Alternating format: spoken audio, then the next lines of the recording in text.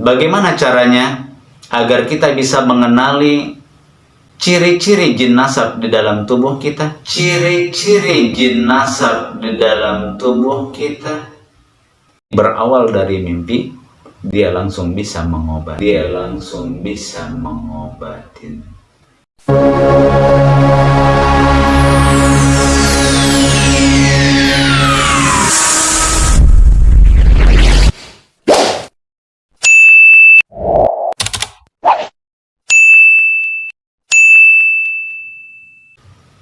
Bismillahirrahmanirrahim.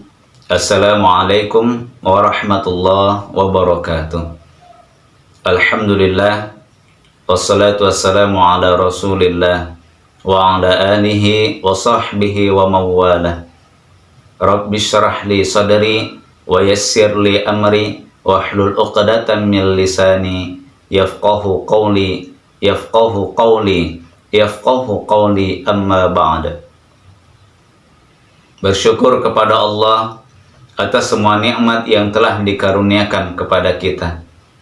Salawat dan salam, mari sama-sama kita memperbanyak salawat kepada Nabi kita Muhammad Rasulullah Sallallahu Alaihi Wasallam.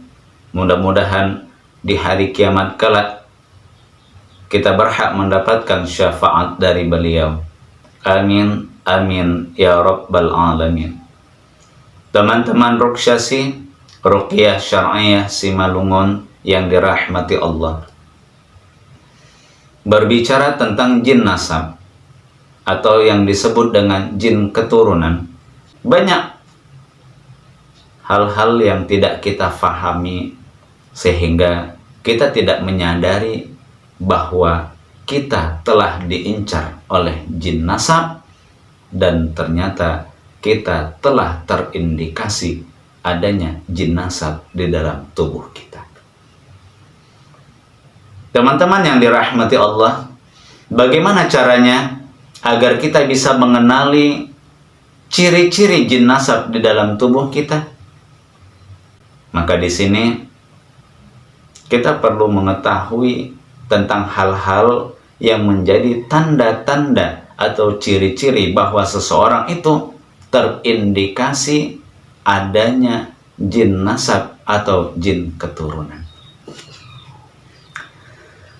Poin yang pertama yang akan kita bahas di sini adalah dengan memperhatikan mimpi-mimpi yang kita alami di dalam tidur kita. Masya Allah. Disinilah nanti kita akan tahu. Ternyata di dalam mimpi ini bukan hanya sekedar bunga-bunga tidur. Ternyata mimpi ini bukan hanya sekedar efek dari rasa capek karena kita banyak aktivitas.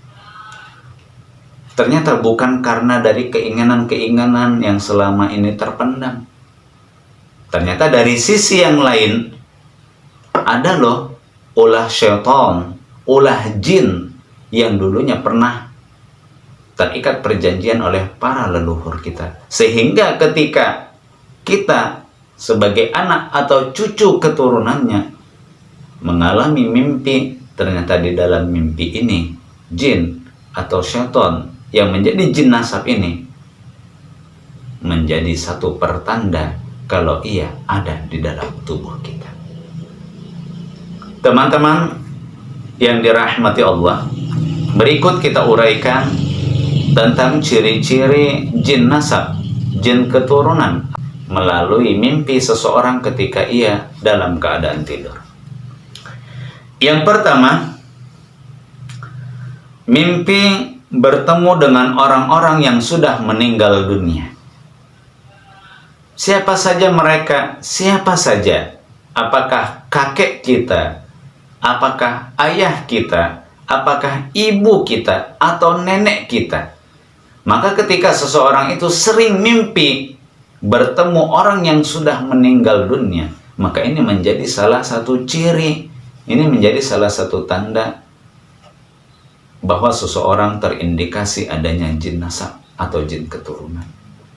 Apalagi ketika seseorang ini mengalami masalah merasa menderita, merasa tertekan batinnya, merasa bersedih, dia sering mengalami mimpi bahwa orang yang sudah meninggal dunia datang menyertai dia, datang membantu dia, datang memberikan nasihat, memberikan saran, memberikan dukungan, bahkan datang untuk menyampaikan hal-hal yang bisa membuatnya untuk bangkit,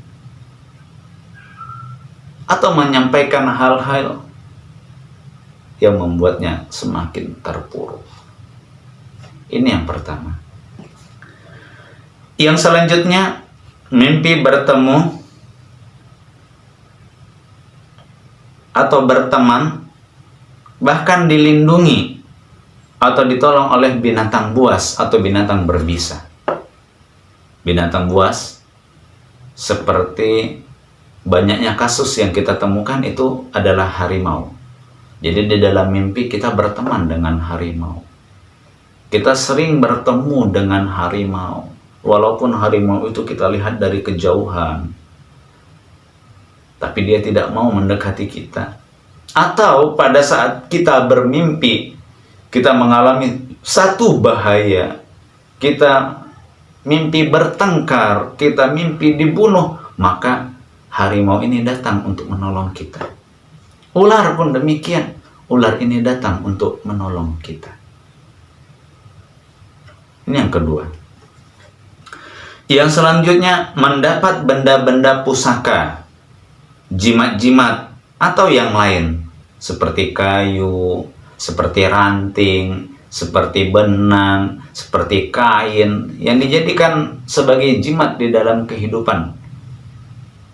Maka ketika seseorang itu mengalami mimpi yang seperti itu, tiba-tiba, aku mendapat sebuah kayu yang bisa mendatangkan manfaat, yang bisa mendatangkan rezeki dan lain sebagainya. Keris, tiba-tiba kita menemukan sebuah keris. Atau bahkan adanya sesuatu yang masuk di dalam tubuh dari benda-benda pusaka ataupun jimat-jimat tersebut. Keris keluar dari dada kita, keris masuk di dalam dada kita, atau adanya sesuatu hal yang lain yang tidak pernah terjadi di dalam kehidupan sehari-hari, keluar dari tubuh manusia berupa benda-benda pusaka ataupun jimat-jimat, masuk ke dalam tubuh manusia berupa benda-benda pusaka ataupun jimat-jimat. Ciri yang selanjutnya, mimpi berkelahi atau mimpi bertarung tapi selalu menang. Masya Allah, ini tiba-tiba nih kita dalam keadaan berjalan kaki di dalam mimpi, yang pada saat itu tiba-tiba juga datang sekelompok orang ingin menodong kita dengan senjata tajam. Terjadilah perkelahian, terjadilah pertarungan pada saat itu, yang ketika itu kita menang, mereka mati semua. Kita menang, bahkan kita ditusuk dengan senjata tajam, kita kebal, kita tidak berdarah, dibacok tangan kita tidak putus, digorok leher kita, luka pun tidak, berdarah pun tidak. Jadi mimpinya berkelahi menang, mimpinya bertarung menang, mimpinya ditusuk nggak mempan, mimpinya digorok tidak berdarah, mimpinya dipotong tidak putus. Yang selanjutnya, mimpi meninggal saat dibunuh, namun bisa hidup lagi dan bisa melakukan balas dendam. Kalau dalam kehidupan nyata jelas, kalau sudah dibunuh, kita meninggal, mana mungkin kita bisa hidup lagi. Tapi kan namanya mimpi, sepertinya aneh ya, aneh. Mimpi dibunuh hidup, mimpi dibunuh hidup, hidup berkali-kali, mimpi mati berkali-kali. Tapi ketika kita mimpi dibunuh oleh orang lain, meninggal kita pada saat itu, tapi langsung kita hidup lagi. Hidup, bahkan kita bisa melakukan balas dendam dan membunuh orang yang telah membunuh kita. Seperti aneh ya. Tapi memang kesannya di sini seperti ada yang melindungi kita, yang seolah-olah kita menyadari bahwa kita kan manusia yang lemah, tapi kok sepertinya aku punya kelebihan ya di dalam mimpi.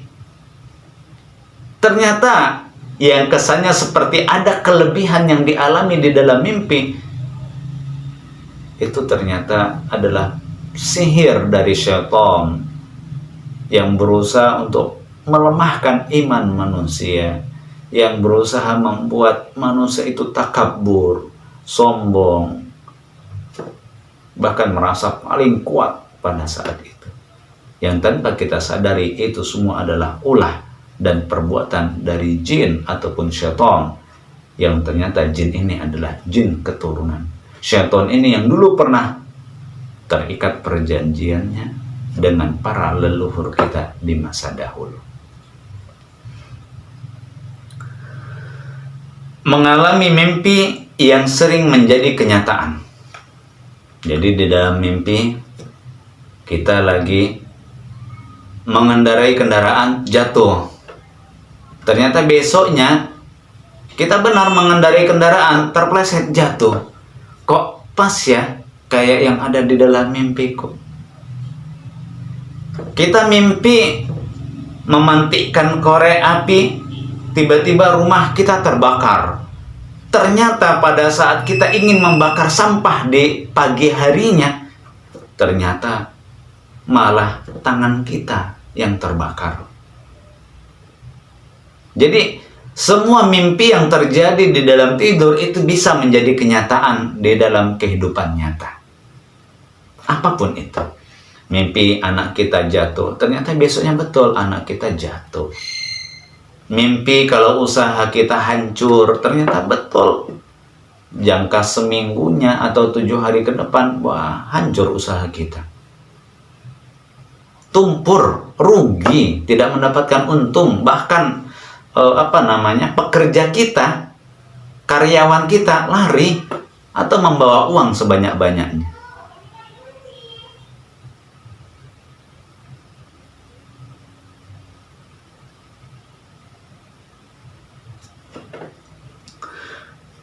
Ciri yang selanjutnya,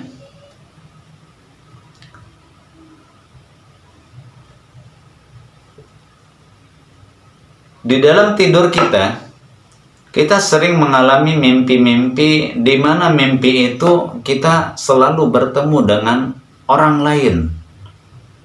Kakek-kakek, nenek-nenek. Sering kali kita bertemu seperti itu.